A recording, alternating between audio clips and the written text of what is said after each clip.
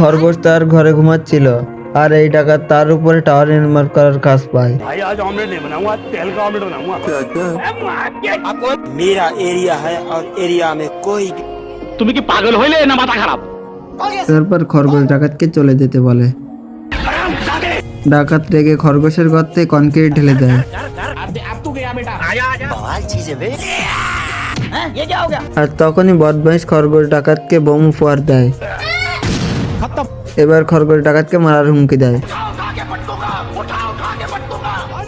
पर इसकी কিন্তু তার গুলি এসে সব তার পিছনেই লাগে।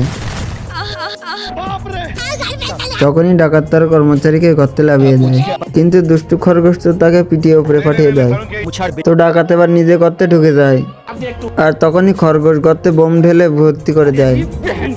অন্ধকারে লাইট জ্বালানোর কারণে ডাকাত পৃথিবী থেকে বিদায় নেয়।